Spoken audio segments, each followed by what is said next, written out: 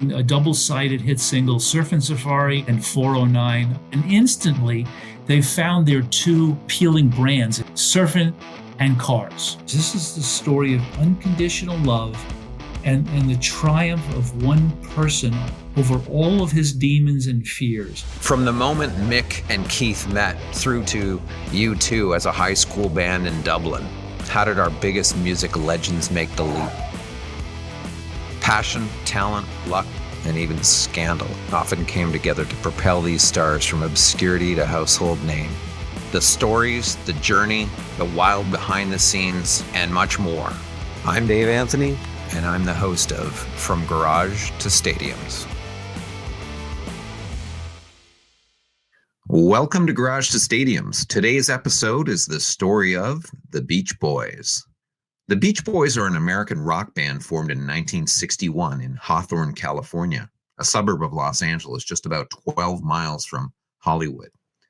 From the start, it was a family affair. The original founding lineup was incredibly mostly made up of teenagers and included Brian, Dennis, and Carl Wilson, their cousin Mike Love, and a close family friend, Al Jardine. Starting as a garage band, they quickly became known for their rich vocal harmonies and songs that captured teenage life in early 1960s Southern California, including songs about surfing, cars, and young romance. That early formula struck a chord, helping them sell over 100 million records worldwide. At the heart of the group's creative direction was Brian Wilson, the eldest Wilson brother and the band's principal songwriter and producer. Over time, Brian came to be recognized as a musical genius and one of the most innovative figures in pop music, known for his layered orchestrations, influences from classical and jazz music, and his forward-thinking approach to recording, which impressed artists like Paul McCartney, John Lennon, Elton John, and others. One of the most intriguing chapters in the band's history centers around a long-shelved project called Smile, an ambitious album Brian began in 1966 that was never officially released at the time. For decades, it was considered one of the great lost albums of rock history. It eventually surfaced 37 years later, and as you'll hear in this episode, our guest today played a key role in bringing that music to light. Here to discuss the Beach Boys is our guest, David Leaf. David's been associated with the Beach Boys for 5 decades, starting with his biography, The Beach Boys and the California Myth, and the recently updated version called God Only Knows, which examined the behind-the-scenes tensions and family history that had never been previously covered publicly. According to music critic Richie Unterberger, Leaf was, quote, the first author to write extensively and honestly about the Beach Boys. David has just released his latest book called Smile, The Rise, Fall, and Resurrection of Brian Wilson, based on that long-lost album of the same name, and directed a documentary on the efforts to resurrect the album after 37 years in the vaults called Beautiful Dreamer, Brian Wilson and the Story of Smile, which was released in 2004. His honors, David Leaf's honors, include a Peabody Award for intelligent, powerful, and moving stories told in broadcast and digital media. Since 2010, David has been teaching undergraduate courses at the UCLA Herb Alpert School of Music in Los Angeles, including courses on rock documentary, the legends of songwriting, the Beatles, and Brian Wilson and the Beach Boys. Welcome to Garage to Stadiums, David. Thank you. It's great to be here. I love the title of the show. Well, thank you very much. Let's get started. We've had some incredible authors and film directors, film producers on this show, but I must say your story is unique. And I know you've probably told the story a few times, but do you want to recount for our audience, a global audience, how you came to be involved with the Beach Boys? It's an incredible story starting way back in the early 70s. It's kind of unbelievable, but when I became obsessed with Brian Wilson and the Beach Boys and Smile in the fall of 1971, it was because of a Tom Nolan story in Rolling Stone magazine, which was timed, it was a cover story timed to promote the release of the Surf's Up album. And reading that story inspired me to buy the Surf's Up album. And I heard that Surf's Up was as great as everything the article said about this long lost album called Smile. And the song before Surf's Up, Till I Die, was one of the saddest and most beautiful songs I'd ever heard. And it was like, okay, so Smile is as great as the article says. Till I Die proves to me that he can still do it. And about a week after that, the Beach Boys happened to be playing at Georgetown University near where I was going to school. And I went to the show, and it was an amazing 2.5 hour concert. I'd never seen anything like it. And my roommate and I became obsessed with Brian and the Beach Boys and the whole story. And and I was in kind of my youthful outrage period. I was in college in DC during the Nixon administration. And I guess I was kind of angry about everything that was going on in the world. And in reading this story about Brian, it was like something didn't seem right. And my roommate says, well, if you're so upset about it, why don't you do something about it? And I said, okay, I'm going to move to California, write a book about Brian Wilson, become his friend, and help him finish Smile, which was, like a high school president saying, one day I'm going to be president of the United States. It was that unlikely a circumstance. And Wow. I moved to California in 1975. But I understand within a couple of weeks you met one of the Beach Boys at least, and then another, well, Brian, I think. Did you not? Well, actually, it was I was in California 36 hours. I was from New York and on unemployment, and I went to the unemployment office in Santa Monica to transfer my claim from New York to California. It was $95 a week, and in those days, you could be a starving writer on $95 a week in LA and see the ocean. So that was a pretty good deal. Anyway, I came out of the unemployment office, which was at the corner of 5th and Broadway in Santa Monica, and I crossed the street going north, and walking towards me was Dennis Wilson. And I was not shy. I went up to him and said, "Hi, Dennis. My name is David Leaf. I just moved to California to write a book about your brother, Brian." And his response was he like, "Good luck," and because he realized kind of the absurdity and impossibility of it. But within 3 years of that meeting with Dennis on the sidewalk, my first book, The Beach Boys and the California Myth, was in stores. Man, that is such a story of inspiration to just say, I'm going to do this, and determined enough to actually see it through, which we'll hear by the end of this show, the incredible finish to this story. What astonishes me, David, about this band is how quickly they made it big. They had the first song, these high school kids, Brian's 19, Dennis is 17, and Carl's 15. Their cousin Mike Love joins them, and Al Jardine, who's a neighbor friend. And they have a deal with Capitol Records after they had a regional hit, Surfin'. And all of a sudden, in 1962, these guys are, really the first big rock band. They're way ahead of the Beatles in that regard. If we look at rock history, which your show certainly does in a great way, I talk about the Killer Bees, my three favorite groups: the Beatles, the Beach Boys, and the Bee Gees. The Beatles, it took 5 years of playing dives in Hamburg and clubs in Liverpool and half-empty dance halls in Liverpool. So it took them 5 years to get a record deal. The Bee Gees were at it even longer before they had a hit record. And they were almost a decade before they had a hit. The Beach Boys had a hit and a major label deal like within a few months. It was almost as if they had hit the rock star lottery. It was that fast. In every story, there seems to be some mercurial figure behind the band that propels them, believes in them, pushes them, does something with them. And of course, in this case, it's their father, Murray. What impact did he have on the boys? So Murray Wilson was a failed songwriter. That was a little bit of a hobby of his, if you will. He wrote songs, one of which actually there's sheet music for the two-step sidestep in the era of the cha-cha-cha. But he was really unsuccessful in the music business, and he had his own business that paid the bills for the Wilson household. He was, by all accounts, verbally, emotionally, and physically abusive. Now, what impact that has, you would need a forensic psychologist to figure the amount of damage done. But the other impact he had that is often overlooked is he believed in Brian's talent. He recognized Brian's talent so that he turned the garage of the Wilson home in Hawthorne into a music room, put a piano in there, and bought Brian a reel-to-reel tape recorder, which is where Brian really learned how to deconstruct the four freshman harmonies, so that when the Beach Boys became a group, he knew how to teach them harmonies.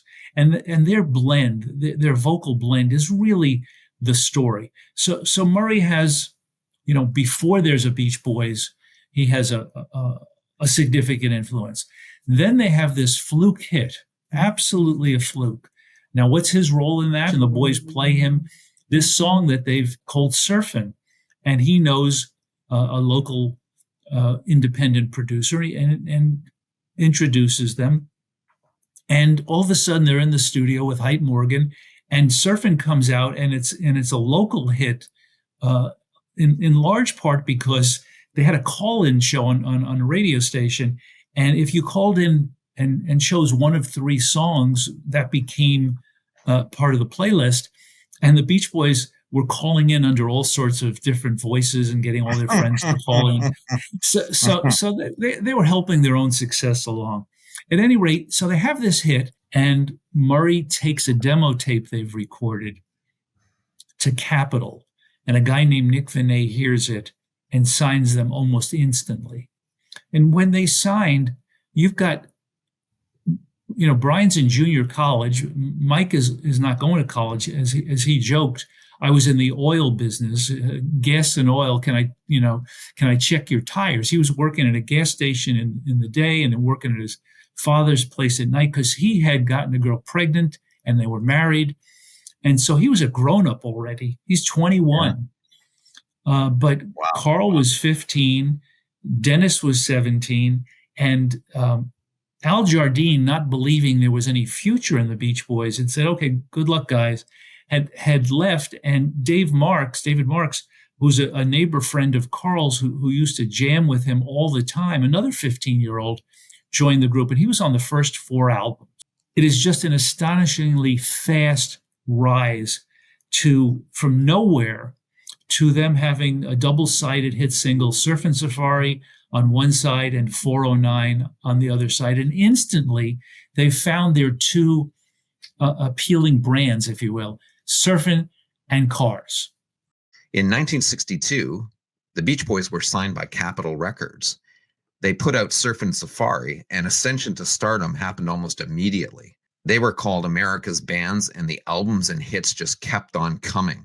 Surfin' USA was released in March 1963 and contained the hit Surfin' in the USA, which is essentially Chuck Berry's Sweet Little 16 done a little bit differently and is credited to Brian Wilson and Chuck Berry. After that album, something shifts for Brian Wilson.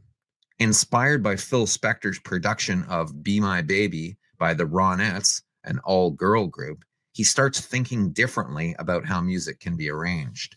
Spector's approach, layering multiple instruments like guitars, basses, and organs, keyboards, creating what became known as the wall of sound, a style that redefined pop production.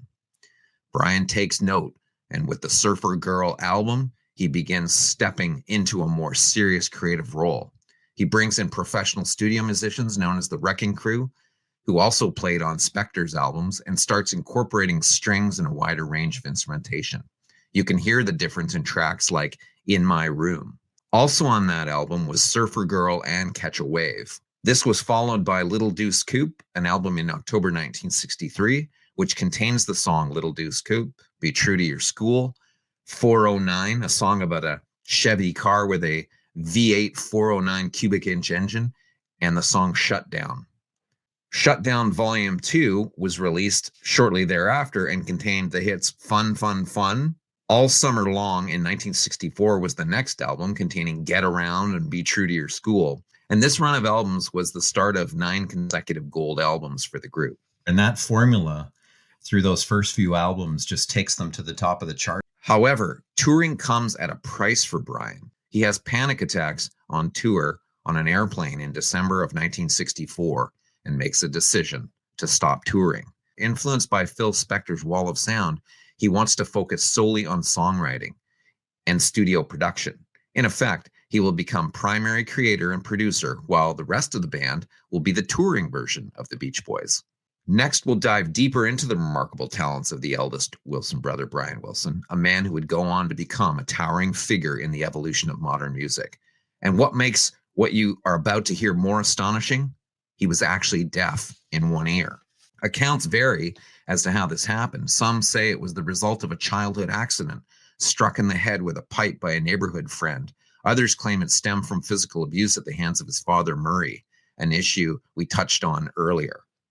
Let's begin that deep dive by talking about 1965, when everything started to change for Brian Wilson.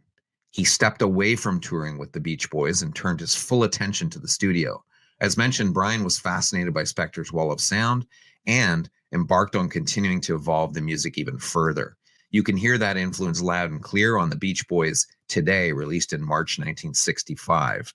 That album marked a big turning point. Brian was leaving surf music behind and writing more introspective songs like Help Me Rhonda and When I Grow Up to Be a Man. A few months later in July, the Beach Boys dropped Summer Days and Summer Nights, another step forward. It featured the classic California Girls. With its rich arrangement of cellos, oboes, layered keyboards, and dramatic drums, Brian was painting with a much bigger musical palette than ever before. That same year, Brian also experimented with LSD for the first time. He believed it could unlock a new level of creativity that had never been explored in music before. He wasn't just chasing bigger sounds, he was chasing new concepts. Then, in December 1965, everything shifted again. Brian heard Rubber Soul, the latest album from the Beatles. It hit him like a lightning bolt. Songs like Norwegian Wood, featuring George Harrison on sitar, showed him what a cohesive, concept-driven album could sound like. He was floored. He later admitted after hearing Rubber Soul, he declared a quote, self-imposed war on the Beatles. He wanted to meet and surpass their creative vision. He even hired the Beatles publicist, Derek Taylor, because he admired how they handled their fame and wanted that same polish and reach. With all this in mind, Phil Spector's production, the creative high of Rubber Soul, and his own desire to make something brand new, Brian entered 1966 with bold ideas. He was ready to break the mold. So he teamed up with Tony Asher, a copywriter from the advertising world, to help him write lyrics on a whole new level. And in that year of 1966, Brian was about to make something unlike anything the world had heard. But what I wanted to set up, David, was this watershed year of 66. I think it's safe to say there's a pre-1966 and a post-1966 period with this band. And that full orchestra that he hears through, Phil Spector and the Wall of Sound, like what was it that about that album that blew everyone away? Everything. Brian's orchestration abilities grow in leaps and bounds. And, a lot of people talk about him being inspired, as he does, by Phil Spector and the Wall of Sound. Uh-huh. Brian's friend Danny Hutton said the Wall of Sound was something that came all at you at once. With Brian, what he was doing was taking multiple instruments and combining them and creating new sounds. So you had somebody at the absolute top of his game who could hear things that no one else could hear. So he's writing songs that are introspective. He is creating backing tracks that on their own sound like an orchestra playing symphonic music. And then he's putting on vocals. A lot of the songs on Pet Sounds, Brian sings 2 solo vocals alone without backing vocals. There are 2 instrumental tracks. And God Only Knows it's primarily Carl, Brian, and Bruce. So on 5 of Pet Sounds, there's no Beach Boys blend, if you will. Interesting. They're certainly there on the hits like Wouldn't It Be Nice and Sloop John B. But Brian just wanted to do something different. He always wanted to do something different. And the record company was not happy with that notion. Oh, we love hearing this Pet Sounds album, but can't you do something more like California Girls?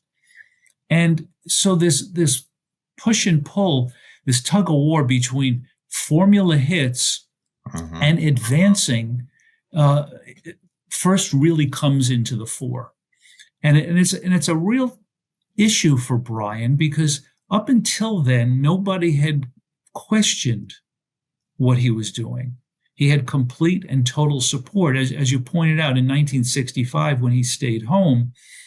And the Beach Boys went on tour, he would produce the backing tracks so that when they came home, they would sing. He would bring them into the studio, and they were his vocal instrument. Right. They were, Right. so it wasn't really a band in the way the Beatles were, where the four of them went into the studio and made a record. Suddenly, the Beach Boys were just his instrument.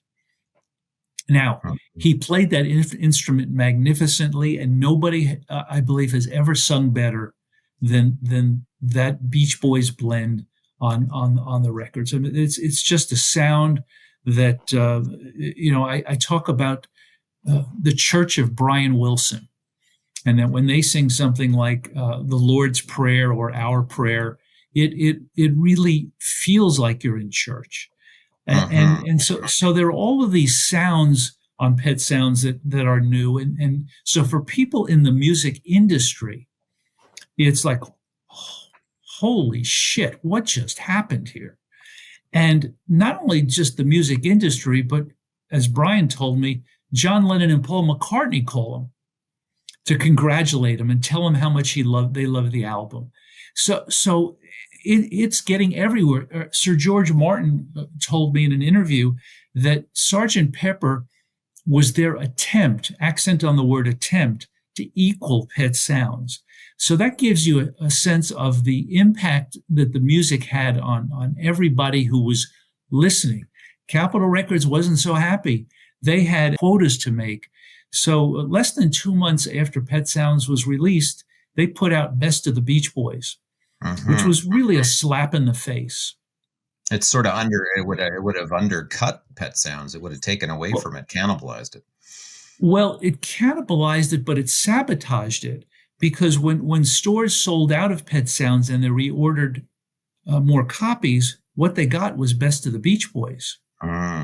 So it turned Pet Sounds into a relative failure. Now, by failure, we're talking about an album that went to number 10 and had 4 top 40 hits.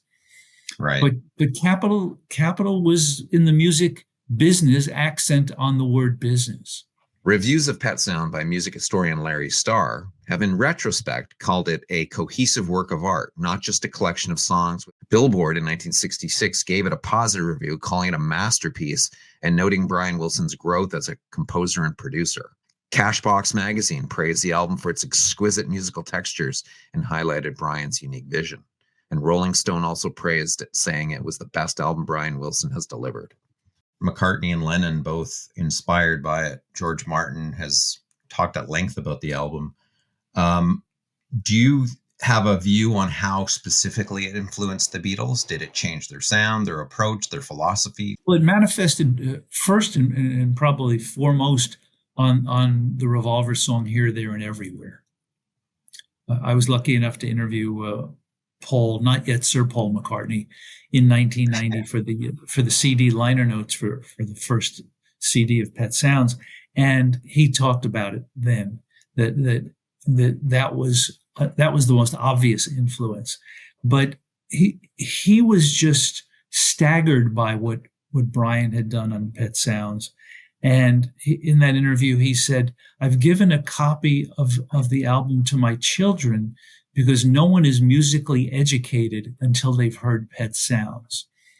And coming from him, that's you can't get a bigger statement of how important it is. Elton John feels similarly about the album.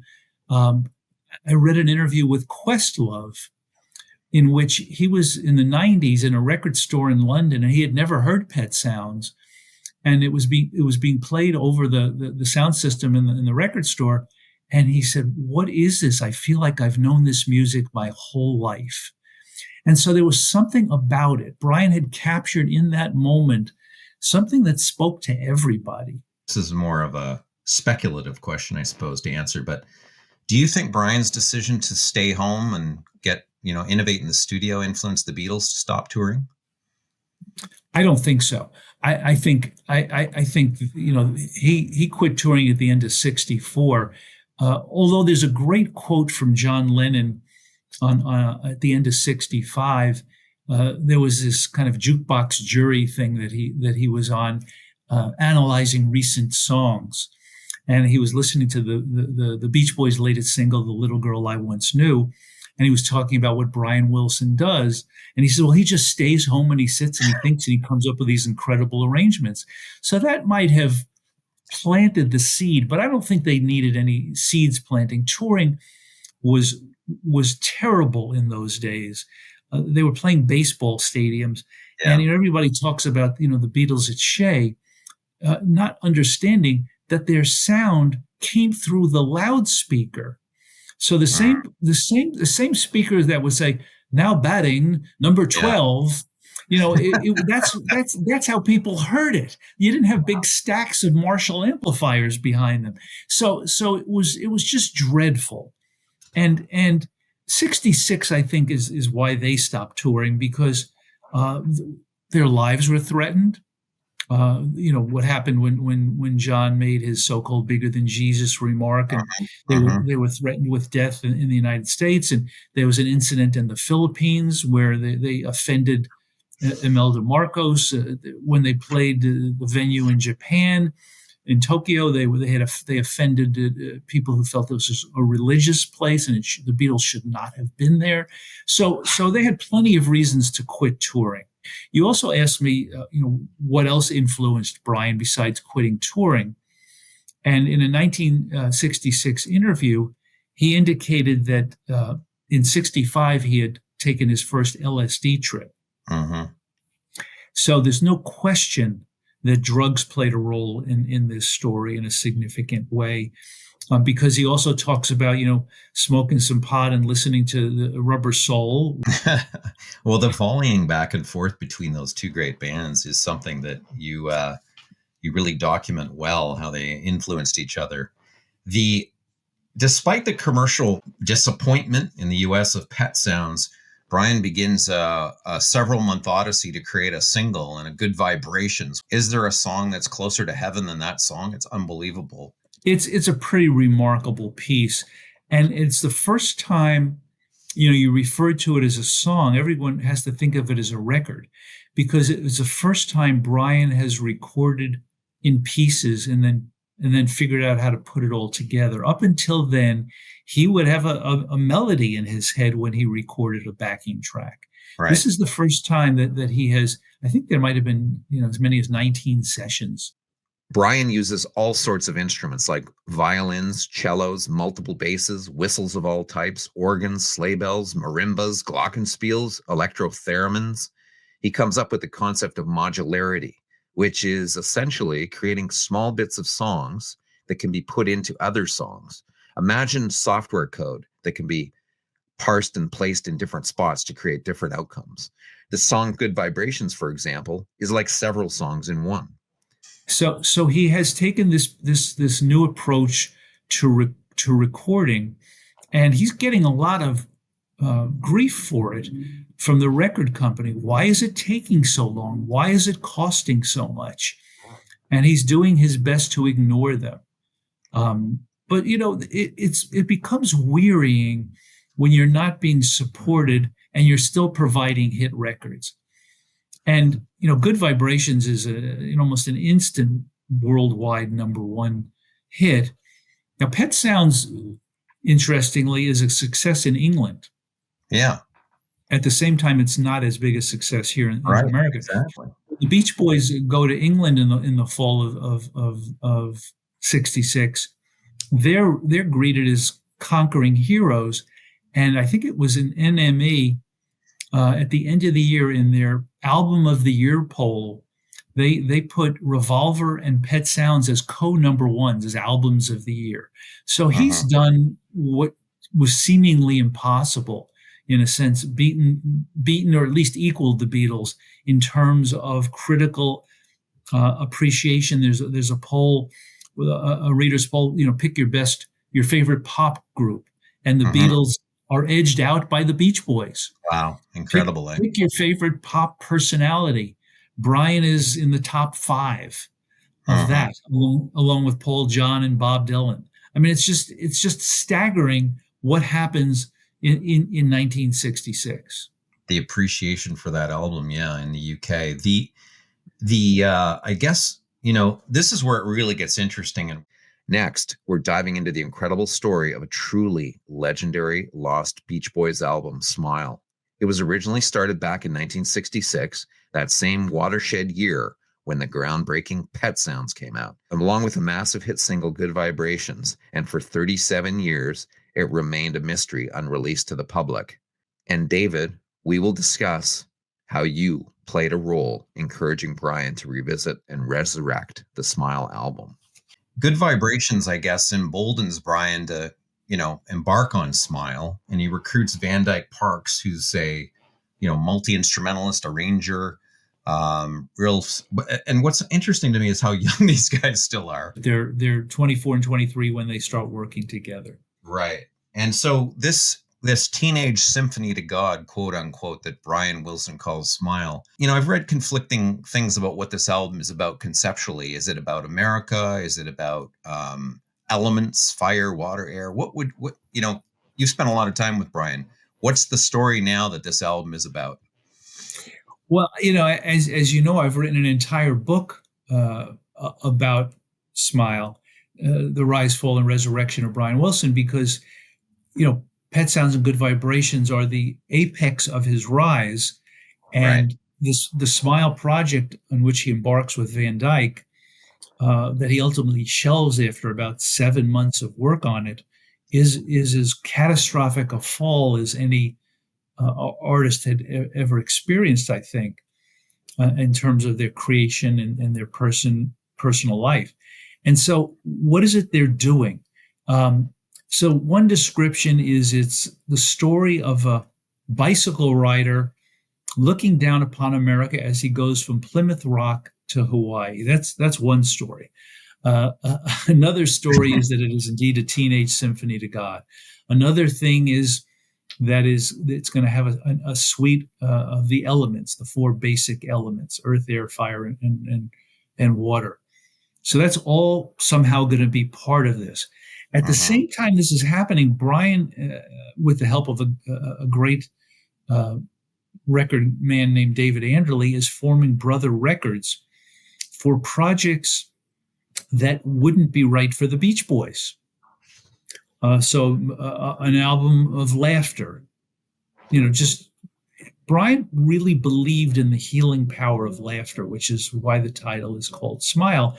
Yet when you listen to the songs, there aren't too many of them that actually would make you laugh. I mean, there's nothing about Surf's Up or Cabanescence or Wonderful that makes you laugh. They make you feel, and you're amazed by what they are, but they're not laughter.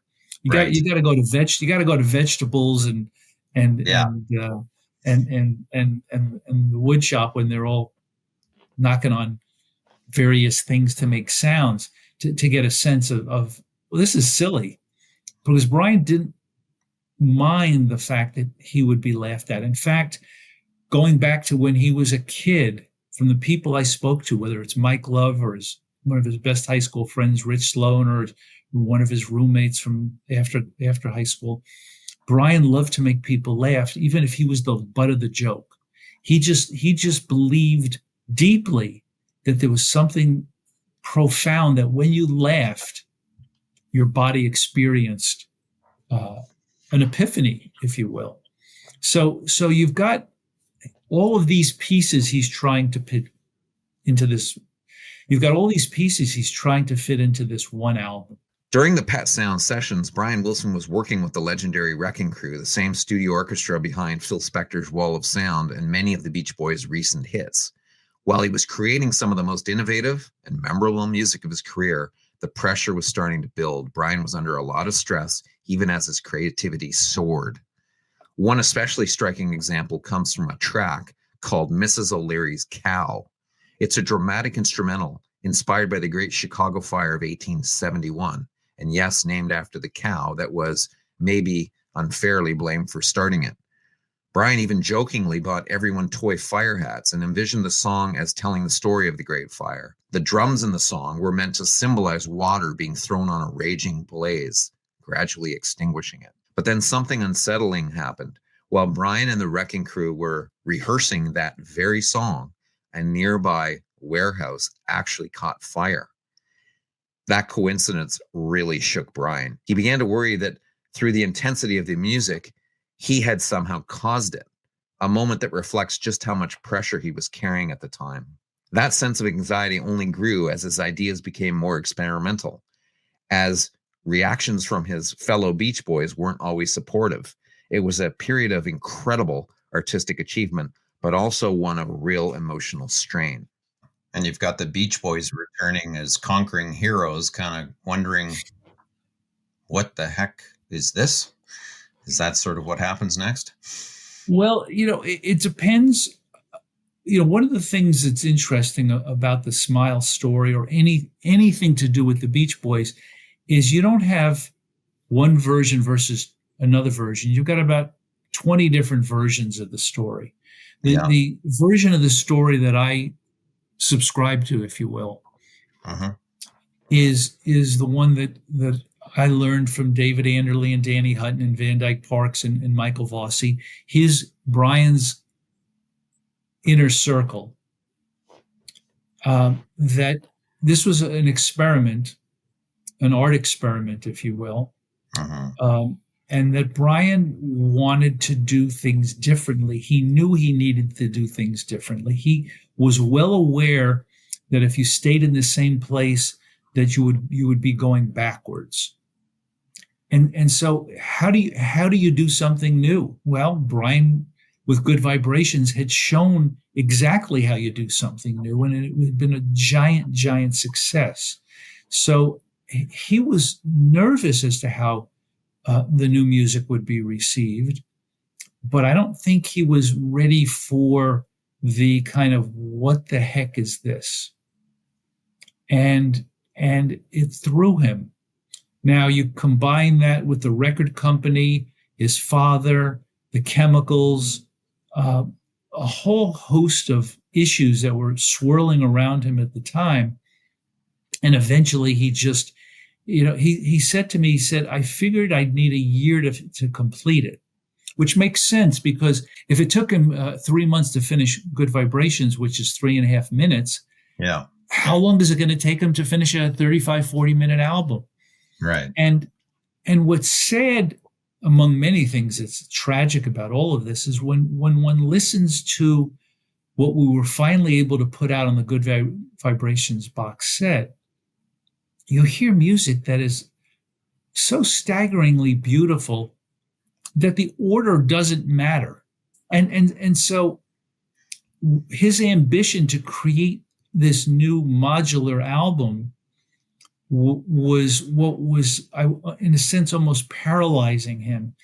And so under pressure from the record company, he was focused on the Heroes and Villains single, which according to some reports was going to be a double-sided single, Heroes and Villains Part 1 and Part 2, like a 7-minute single, which again, that's Brian ahead of the industry.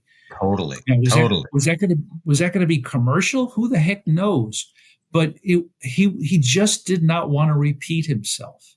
And when the Beach Boys Smile Sessions box set came out in 2011, and you heard all of these pieces, you could understand even more. Well, this is all great. Every little piece is great. How are you going to put it together? He needed time to figure it out. And he just didn't get the time. Now, did all of these pressures cause him to take more and more drugs? Who the heck knows? Again, do we have a forensic psychologist to go back and figure all this stuff out? We don't. But ultimately, after recording all of this beautiful music, including a performance of Surf's Up for a Leonard Bernstein special. Despite all these reasons, Brian was still thought to be a genius. On 1967 television special hosted by Leonard Bernstein, composer and conductor of the New York Philharmonic, commented that Brian's music was an important contribution to American popular music of the 20th century, and Brian appeared on the show playing the piano. Bernstein cited, quote, "The lyrics' oblique allusions and way out metaphors are starting to sound like real poems. For those of you too young to remember the 1960s, it was quite something for a, quote, member of the establishment to pay tribute to young people's rock music." So Brian is at the absolute top of the world as far as the outside world knows. The publicity for Smile, because Derek Taylor, the former Beatles publicist, is really, fanning the flames, so to speak. Everybody's waiting for this album. And then Brian shelves it. Ultimately, Smile is abandoned. There are so many factors at play based on reading your book of why the project has ended. His increasing use of drugs, especially LSD for purposes of mind expansion, which he directly thought would expand the music. Capitol Records' reaction that this was not marketable and too far astray from the Beach Boys' surfer hits. His own bandmates' reaction at complex lyrics and compositions. Brian's internalized pressure and sagging confidence as this feedback was given to him. And perhaps the final blow, while recording Smile, the Beatles beat him to the punch in his mind with Sgt. Pepper containing Strawberry Fields and other complex studio music. And yet, he himself was still delayed in the studio trying to finish Smile. I mean, he was really obviously disappointed when he heard Strawberry Fields Forever with the Beatles having put out Sgt. Pepper's. He thought, oh my God, they've beat me to the punch. And that probably was another kind of hit to the gut a little bit. It was, but, maybe, as Michael Vossi said, the boundaries that had allowed him to separate everything had burst. And it was all affecting him at the same time. The question that I ask is if the Beatles could go from "I Want to Hold Your Hand" to Strawberry Fields in 3 years, why couldn't Brian go from Surfing USA to Surf's Up in 3 years? And I think that's, maybe he was heartbroken when he heard Strawberry Fields, in that he knew that not only had the Beatles done something that was dramatically different, but that he may not get the chance to do what he was dreaming of doing. And do you think, I find it interesting that the Beatles kind of went on that LSD, psychedelic, changing lyrics, expansion of the mind, the music. Brian sort of begins it with Pet Sounds, which you've quite eloquently said Paul McCartney cited as a major influence. And, you have the derailment of Smile. It means that they did not have, he knew where the puck was going, as Wayne Gretzky would say, but they ended up not having an offering as that era emerges. And yet he sparked it all. And I just find it incredible that they didn't have the got derailed, it got abandoned. Is it that the Beatles were a united front? And of course, he's battling his brothers and Mike Love to stick with the formula as they want. And he doesn't have that united front to do that 3.5-year evolution that you said the Beatles did. I think the Beatles were certainly a united front. The Beatles also had Jeff Emmerich in the booth and George Martin in the booth. So they were just in the studio, not just, but they only had to worry about writing and recording. They didn't have to worry about, everything that Brian was dealing with. Yeah, that's a great point. Brian is the composer, arranger, and producer. He's producing the backing tracks, and he's producing the vocal sessions. He's arranging the vocal sessions. So it's an enormous responsibility. I remember talking to George Martin about this, and he was stunned when he found out that Brian also was the high falsetto on the records. He says, one person has that much talent. That's not fair. I mean, so Brian is doing it all. In terms of how the group is responding to it, again, it's hard to know exactly. We didn't have any iPhones back then. There's no footage of them in the studio during Smile. You can listen to the sessions and you hear a guy in control and in charge of the recording sessions. You see a guy who's producing music videos, like in the Firehouse and all sorts of fun stuff. So he's doing it, but is there grumbling going on? Is his father saying, what is this? Father's still the publisher, even though he's been fired as the manager. Yeah. He's adding negativity. The record company, as Brian said, said, we'd like something more commercial. And Brian's response was basically, well, see you later. He was heading in this direction. He was heading in the direction that the world of music was heading in, and he was, in a sense, leading that way. And the Beach Boys are on the road. They're playing to their fans who want to hear their hits. They don't know that the song that Brian wrote after his first LSD trip is California Girls. They don't know that, and it doesn't matter. But he did. The fans don't know that Wouldn't It Be Nice and God Only Knows are inspired by some sort of spiritual journey that Brian is on, where he believes that God is music. David, it really seems like Brian was on a mission to take pop music to a whole new level, something that matched that powerful belief of his that God is music. From what I understand, he felt that pop music hadn't yet reached its full potential, especially compared to the emotional and spiritual weight of hymns sung in churches. He believed pop could be just as meaningful, just as moving, but it needed to be more thoughtfully composed, more deeply orchestrated. And he was, it seemingly, determined to be the one to make that happen. Is that correct? Well, that's a very different thing than the record company saying, hey, we need another hit, guys. What do you got? Right. So he is going in a direction essentially alone with his friends who are supporting him, with Van Dyke, who is really the first time he's worked with a musical peer as a lyrical collaborator.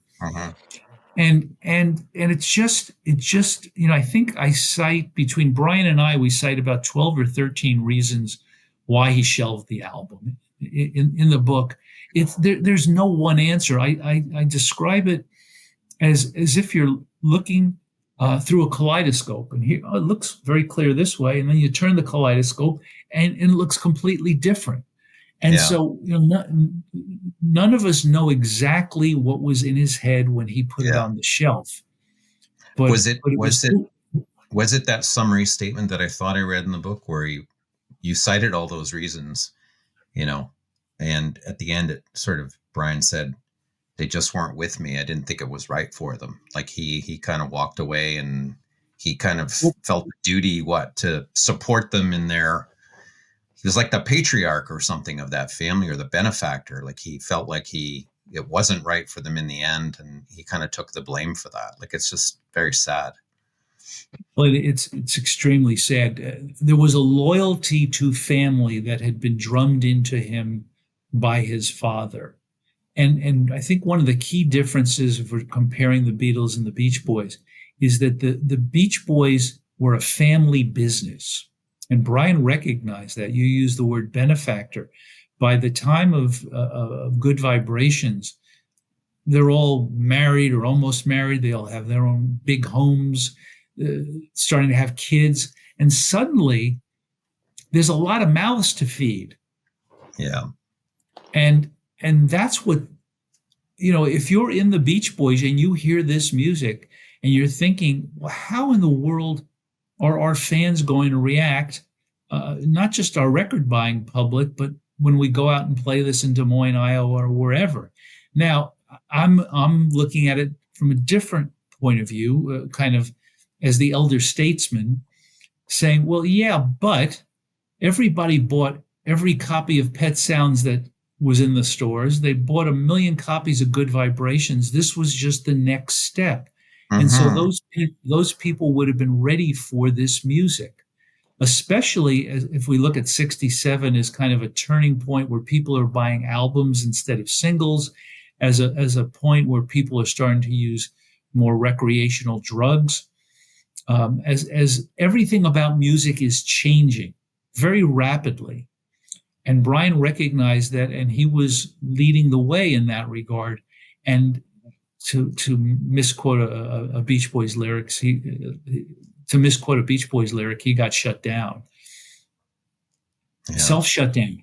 He did it to save the group. As Sir George Martin, the legendary producer of the Beatles, says in David's documentary about the Smile album, we all waited in great anticipation for this great album to come out, and it never happened. After the ambitious Smile sessions fell apart in 1967, Brian slipped into a deep depression, plagued by paranoia, at one point even convinced his home was being bugged. His mental health was already fragile, but what happened next only made things worse. In 1969, his father, Murray Wilson, made the shocking decision to sell the Beach Boys catalog for just $700,000. The buyer, a company associated with Irving Azoff, who would go on to manage the Eagles. Brian was absolutely devastated. To him, it just wasn't a bad business deal, it was a betrayal. Today, with artists selling their catalogs for hundreds of millions, the move seems almost unthinkable. It symbolized, in many ways, the broader abuse the Wilson brothers had endured since childhood from Murray. This sale meant that the Beach Boys no longer controlled their own songs or the royalties. As the 1970s wore on, the band faced growing financial pressure, forcing them to tour constantly just to stay afloat.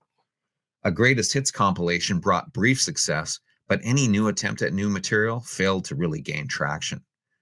By the mid-70s, Brian's condition had worsened so dramatically that his wife, Marilyn, reached out for help, hiring a controversial Hollywood psychologist named Dr. Eugene Landy. He charged $20,000 a month and took a tough love approach, forcing Brian back on the road in hopes that touring might snap him out of his decline.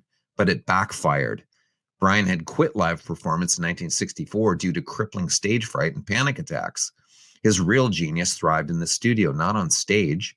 Eventually, Landy was fired for his excessive fees. And unfortunately, that wasn't the end of it. In 1982, Landy returned, this time with far more control over Brian's life. Over the next 8 years, he became not just Brian's therapist, but also his manager, songwriting partner, executive producer, and even co-author. Landy charged up to $430,000 a year and claimed credit on Brian's solo albums, including 1988's Brian Wilson and the unreleased Sweet Insanity. Landy over-medicated Brian. He isolated him. He manipulated every aspect of his life, from his career to his finances. And in 1989, the California Board of Psychology revoked Landy's license due to unethical behavior. But even then, Landy continued to act as Brian's business partner until a 1992 court order finally banned him from all contact. Brian's rescue came from an unexpected place. A woman named Melinda Ledbetter, who worked at a car dealership where Brian happened to visit to purchase a Cadillac. As she began to deepen her romantic relationship with Brian, she questioned Dr. Landy's methods, saw the abuse for what it was, and helped free Brian from his control.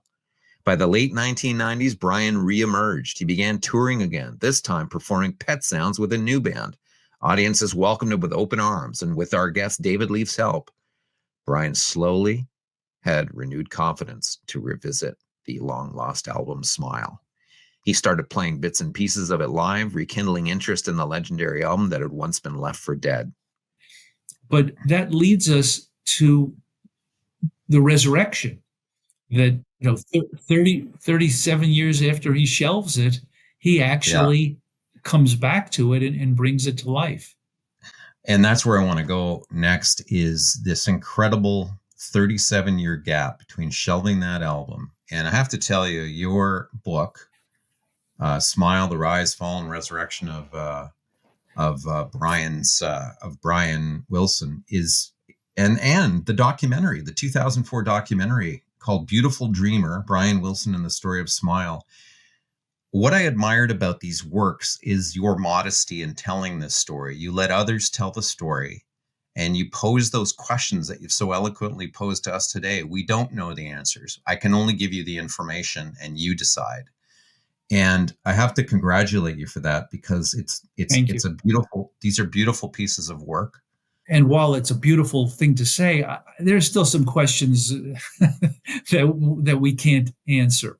Right. But Well, I count myself in that group because I've always heard about Smile, how it was coming, it was great, it was this, and then I saw the documentary and it blew me away. And to see this book even go deeper is such a gift.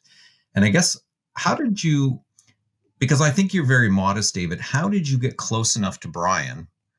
Because you played a huge role in convincing him to go forward with this project.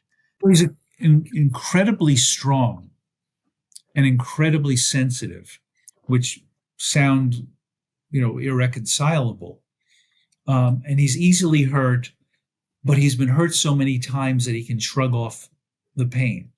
All of the pain that he suffered in his youth led him to write this music that is so deep that it does inspire people like Paul McCartney.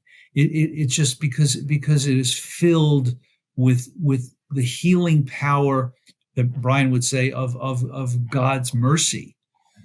And so we're the beneficiary of all that pain and suffering he went through to get to the finished product. As to my role, I didn't do anything to convince him. I really didn't. What I did was, as his friend, tell him how beautiful the music was. I never told him what he should do with the music. So the first major step in terms of my being involved, other than moving to California, writing a book about Brian and becoming his friend, was when Capitol Records asked me and Andy Paley and Mark Lynette to do a box set in 1993 for the 30th anniversary of the Beach Boys' first hit. And when we had a track listing, I went up to the house. We were seeing Brian regularly, and when we were at the house one night, I went over the track listing with Brian, and there was one song he asked me to remove, and I said, "Well, of course, you wrote, arranged, and produced this music. If you don't want it on there, we'll take it off." And then I posed. I took a deep breath and I posed a question. I said, "Brian, there's a gap in this track listing." And he kind of looked at me and says, "What do you mean?" I said, "Well, we have Good Vibrations, the single, and we have Heroes and Villains, the single, but there's 8 months of recording of the Smile sessions that aren't represented." And I said, "I'm not asking you to finish the album, but it would be great if we could include some of those songs there to fill that gap." And he said, "Okay, what songs do you have in mind?" And, I was ready with my list.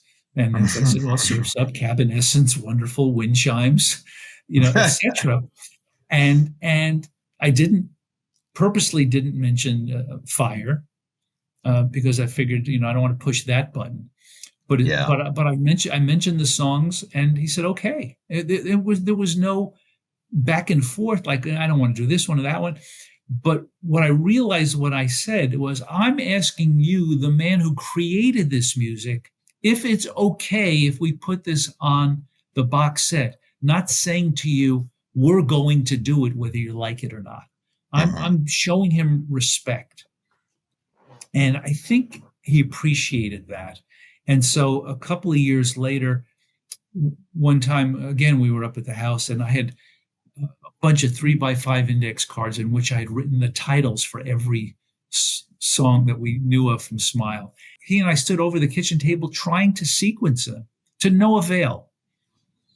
Another time I said to him, I said, "Brian, maybe we could get a symphony orchestra and a choir to do this music, because it's just too beautiful not to be heard." And he said, "Good, I deserve it." So again, this was just me as his friend talking about this beautiful creation. I think the biggest turning point after that was the All-Star tribute to Brian Wilson in 2001. And at a Christmas party in 2000, he was sitting on a piano bench with his back to the piano with my late wife, and he knew how much she loved Christmas. And he said, "What do you want for Christmas?" And he said, "For you to play Heroes and Villains."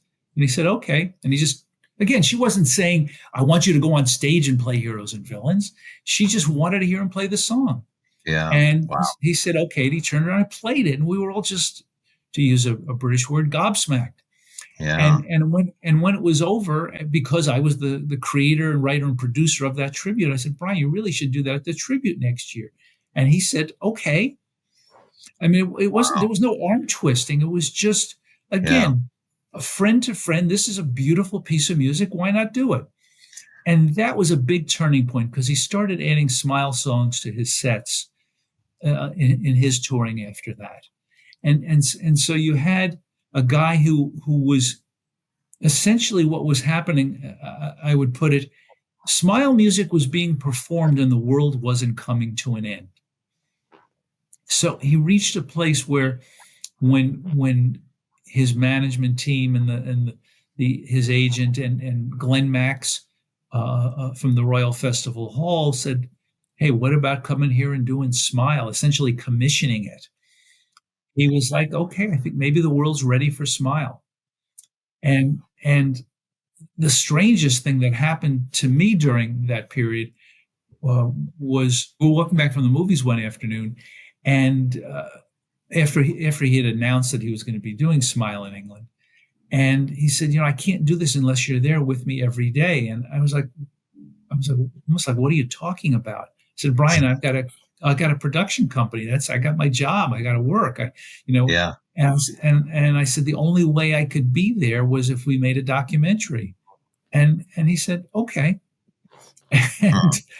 And and so that night we talked to his late wife Melinda about it, and she said, "Well, what will the fans think about this documentary?" And I said, Melinda, and I used an expletive. I don't care what the fans are going to think about this. We want the 99% of the world who's never heard of Smile to hear about it and get the story. And so Yeah. that's what the film was, telling the story of Smile, so that people who did not understand this rise, fall, and resurrection could go on this real emotional roller coaster with one of the sweetest guys in the world, Right. and see him struggle, see him walk out of rehearsals the second day and drive himself to the emergency room. I mean, it was just a very difficult time, but he would not quit. He said, "No, I have to do this." I think the book and the documentary do an incredible job of showing that journey. This man is frightened to get on that stage at some levels. He wants to do it. And it's such an emotional ending to that thing. I mean, man, I was choked up watching the end and reading the end of the book, and how he just did it, and he went out there, and I think somebody said to him, "Brian, once the first note is played, you'll be fine." And people are trying and helping and pushing and cajoling and gently helping this man go forward. Well, I think what happened was, starting with his touring years in 1999, what he first understood was that he had a band that could play his songs note perfect and with the feeling he wanted and sing the parts the way he had written them. So he knew he had people who could do the music. He saw an audience who was coming to see him, Brian Wilson, not the Beach Boys. This was an audience of Brian Wilson people. Yeah, there were Beach Boys fans there too, but they were actually coming out to see him, which was something that he had never considered. He had Mm-hmm. always been told, if you're going to go out and tour, you got to come out with the Beach Boys. So this was a slow build through the years. And the Pet Sounds tours were so spectacularly successful Mm-hmm. in the US and the UK. He realized that there wasn't anything he and his band couldn't do. Mm-hmm. And they were incredible. Van Dyke Parks came back to work on some songs that needed lyrics or lyrical polishing. So what there was that Brian was surrounded by unconditional love. And that's really what this story is. This is the story of unconditional love and the triumph of one person over all of his demons and fears. And I think that's what I'm most proud of in telling this story. Tell us now in a few words what you think. If you had to describe his personality to someone, what would you say about him? Well, he likes to laugh. He loves to eat. He loves music, and he loves to watch sports on television. It sounds like a pretty good friend. Sounds like a Yeah. pretty good hang. He just does all of those in a way that's unlike anybody else. I Hmm. mean, he eats faster than anybody you've ever seen. He makes great music faster than anybody that's ever done that, and there are lots of reasons for it. Part of it, I think, is just there's a general impatience where he wants something different. So his songs, his compositions move quickly and change and modulate just to keep himself interested. He's in as good a space as he can be as an about to be 83-year-old man who's been diagnosed with dementia and has physical problems as well from back surgeries. So it's tough. Yeah. When he was 16, he lived in a world where getting your driver's license and your wheels, meaning freedom, was Freedom. what you lived for. Yeah. And he no longer has that ability to just get up and get in the car and go for a ride. And I think that's tough. He Yeah. loved to be in the car and do what we used to call casual singing. He loved singing along to the radio Yeah. just for fun. And Who do you think and the Who do you think the Beach Boys have influenced in terms of their sound, their harmonies? Can you name a few bands, or is it just so lengthy that it's not even worth well, trying? well, they've influenced a lot of people in many, many different ways. Two of the biggest influences I would point to are Elton John and Lindsey Buckingham and his work with Fleetwood Mac. Todd Rundgren, Eric Carmen, I a thought whole bunch of. You quoted David Crosby in the book, and I thought maybe CSN for sure, like the harmonies that they put out and the layers of music. I think his influence on all the vocal bands was special. Crosby, Stills, and Nash, if they had managed to keep their egos in check and kept Neil involved, they could have been the American Beatles in the 1970s. They had that Yeah, much talent in the group. yeah, that's a good I point. think I think how could you leave out Queen in terms of who they influenced? And when Brian heard Bohemian Rhapsody, he was just over the moon, just over Yeah. the moon. It's funny you say that because I was talking to program director Scott Campbell, and we both said, "Man, when you hear Queen now, it's with a whole new ear after you've heard a lot of that Beach Boys stuff again." Is there three songs that you think maybe tell a story or some theme that they should really dig into and get an appreciation for what you've just?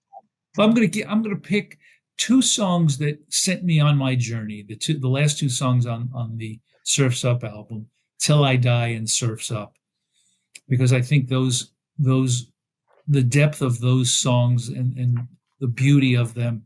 If you hear those two songs and you're not interested in hearing more, everybody I think kind of knows the Beach Boys hits. So Yeah, to mention one, you got to mention 20. But you could listen to "Love and Mercy" from his solo work.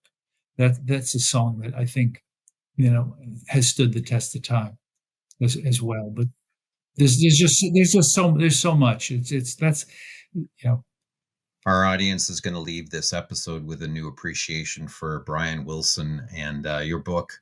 Smile, Thank the you. rise, fall, and resurrection of Brian Wilson are it's just an incredible story.